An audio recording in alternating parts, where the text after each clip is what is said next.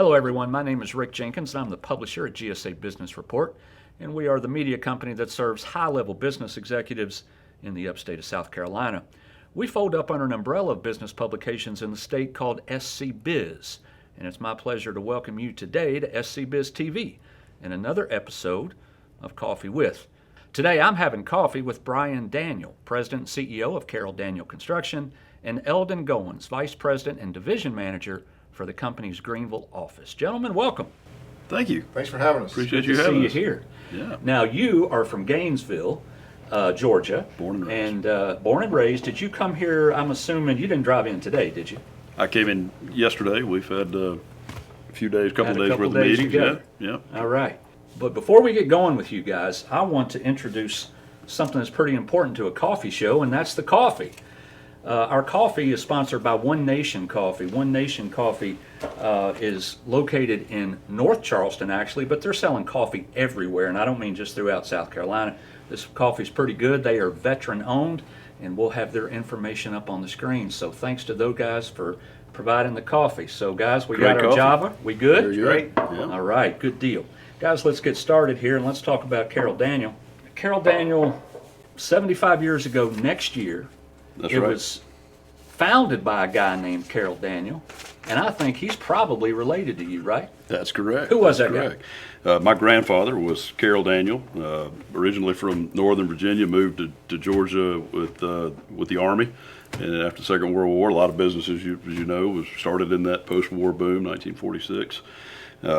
But yeah, so we have been home-based in Gainesville, Georgia ever since. You know, you say post-war. Now, if I read this right, and I hope I'm right, but maybe I'm wrong, you fast forward about 20 years.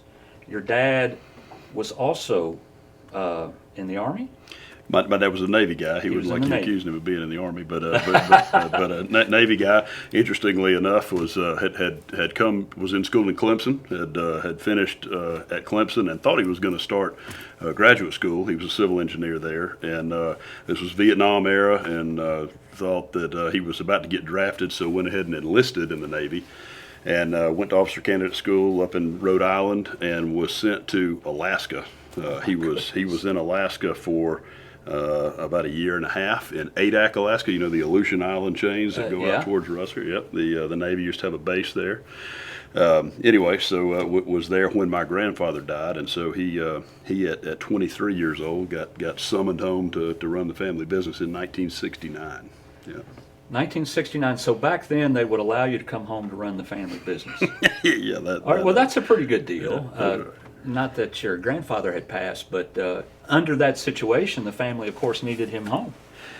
Needed him home. I think in his view, certainly 23 is pretty young to take over what he did. Yeah, I can't imagine. But yeah, he ran the business for 34 years, and not too dissimilar a story. I came back to the business. I had gone to school at Auburn and lived in Atlanta. Worked for another contractor for a while. Gone to graduate school there.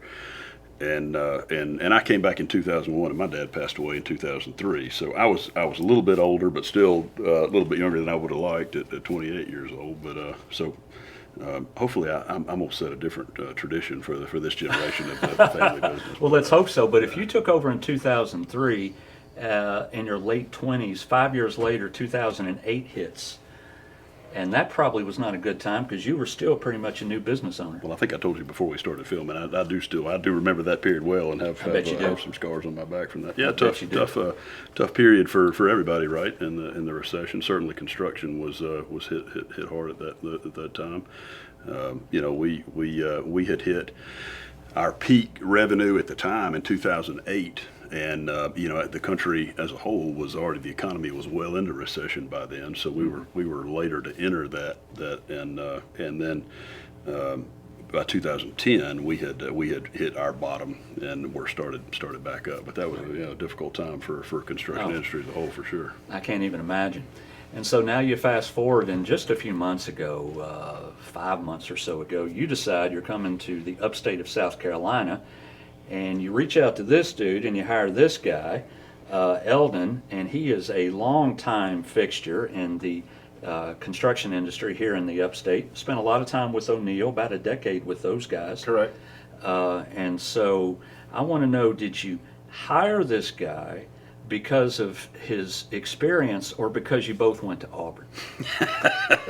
Well, the Auburn thing didn't hurt. But, Eldon's a known name in this area and in our industry, particularly the space he's going to focus on. So we were really fortunate to convince him to come on, and he's going to be a great leader for us. The Auburn connection didn't hurt, though. It's good going to work for an Auburn man, so it's good. Yeah, I hear you. I don't think you'll have too much problem in the Upstate being from Auburn. You will from the Gamecock fans a little bit, but not too bad. But you've been here how long? Oh, my wife grew up here, is from here. We moved back here in '99, so I've lived here longer than anywhere else. That's right. All right, so it's home. It is home. It's home. Okay, so construction business a long time, with O'Neill a long time. What made you decide to go with these guys that had no presence or no brand awareness in the Upstate at all when the time came? Yeah, I wouldn't say they didn't have any brand awareness. If people in the industry throughout South Carolina, North Georgia, and in Georgia and in the Southeast knew of Carroll Daniel, they've done a lot of great work and a lot of great projects. For me, it was just an opportunity to grow the industrial business in the industrial market for Carroll Daniel. They have a passion for that type of work. They look to Greenville with Greenville's base of manufacturing and general contractors. It's a great place to be. It's a great place to launch from. A lot of great companies are based here or have operations here that have operations throughout the U.S. So we can be based here but work throughout the nation. And that's what we're trying to do. Brian, I am assuming that when you were thinking about places to expand, you probably thought of the Upstate because of its manufacturing presence. I mean, Greenville was one of the fastest growing manufacturing hubs in the Southeast right now. I'm assuming that played a part? Absolutely. Greenville, the Upstate South Carolina, is a great area for the type of work that this business unit that's going to focus on. Eldon's got a lot of depth in relationships in that area. A great springboard, as he mentioned, to other areas around the country as a base of that operation for us here. So, yeah, we're excited. I think South Carolina is a great state to do business. They understand economic development. They understand the value of that to a thriving economy, and we see that as an asset to the area. I think we've got a supportive business climate here, so all those things play into it. Now, in Georgia, you have, how many offices do you have? You got one in Gainesville, the home office, right? And then you got Atlanta? That's right. We have two offices in Atlanta.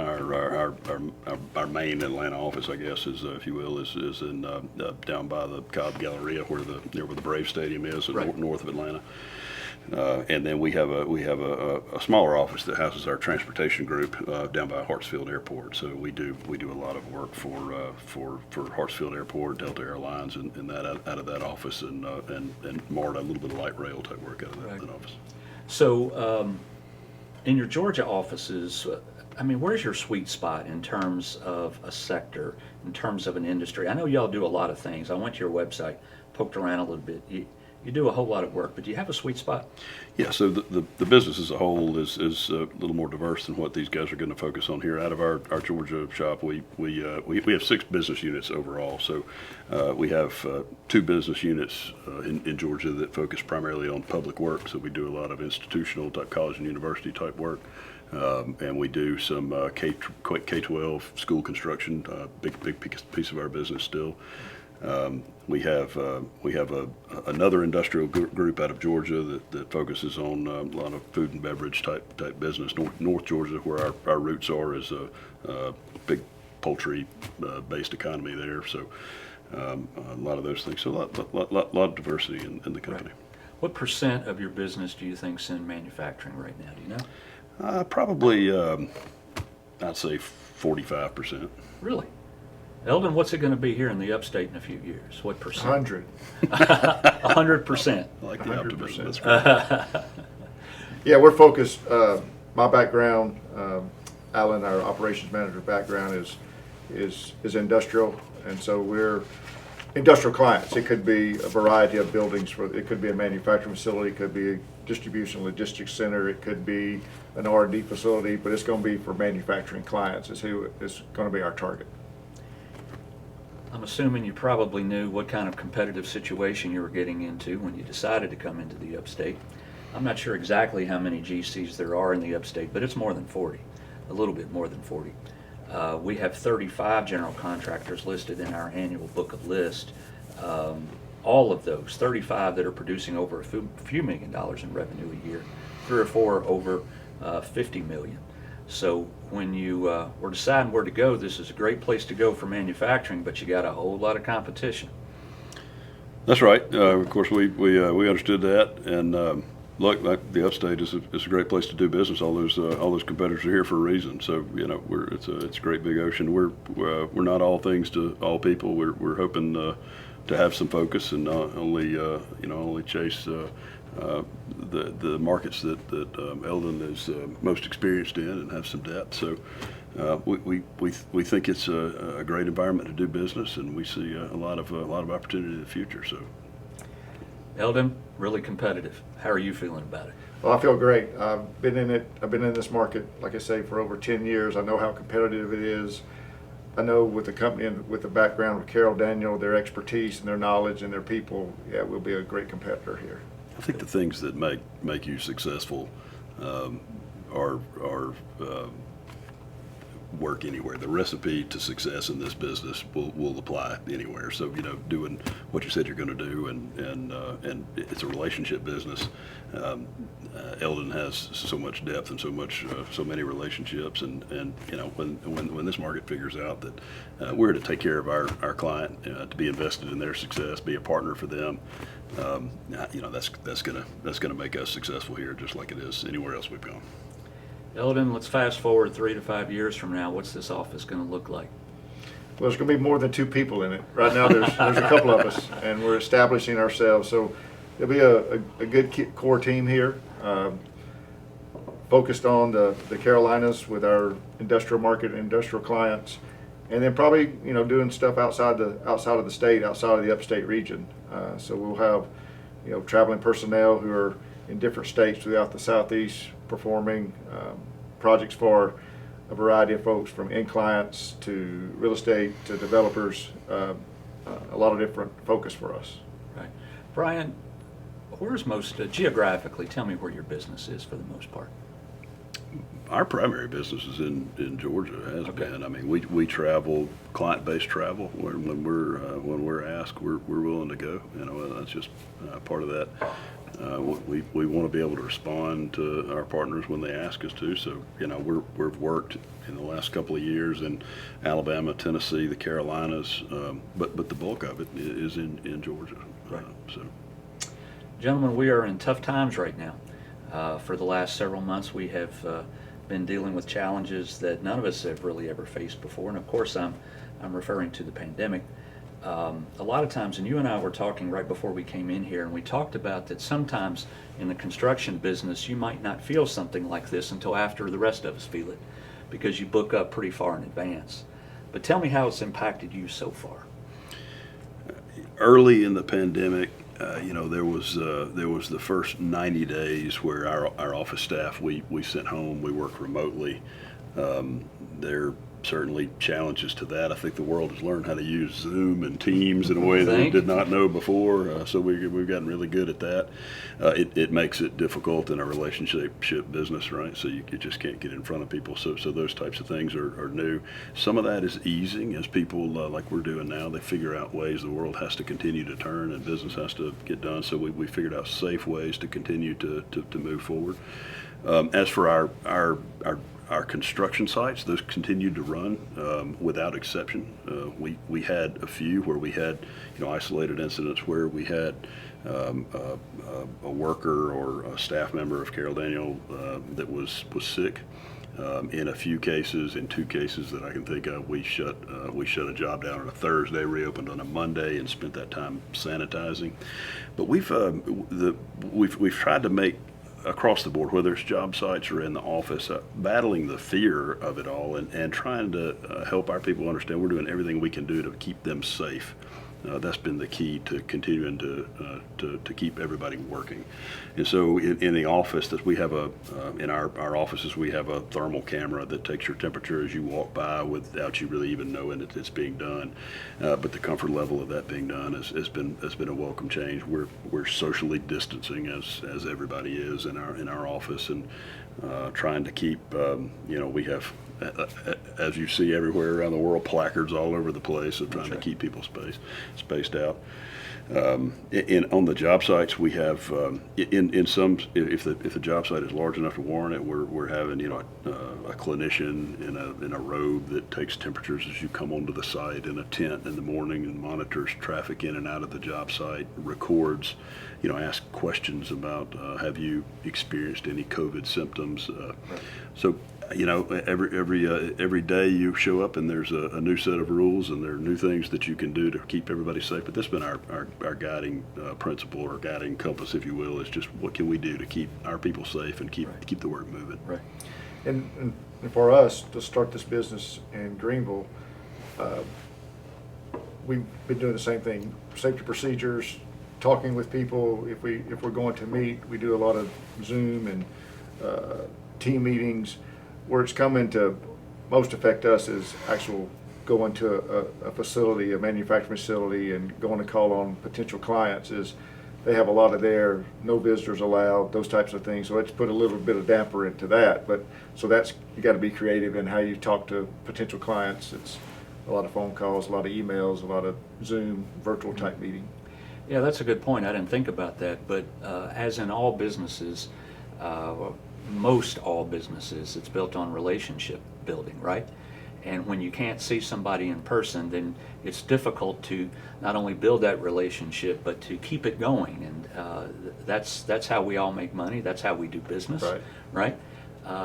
So I'm going to go back to the question I asked you a minute ago, and I just want to stick on that for another minute or two. And that is, do you anticipate these last 3, 4, 5, 6, 7 months while we're dealing with this, that it's going to potentially impact you a year from now?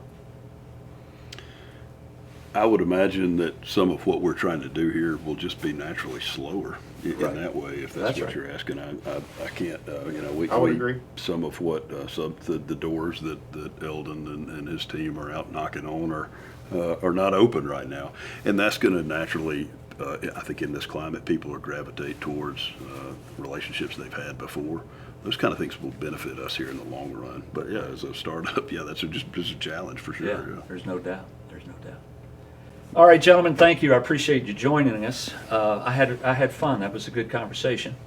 But before we end, I usually always end this conversation, coffee with conversation, by asking Clemson or South Carolina, and you guys both being from Auburn, of course I know where your heart is, but you have been in the Upstate. I'm not going to ask you because you're down in Georgia. You don't live here, okay? But Eldon, you're an Auburn graduate, but you're in the Upstate.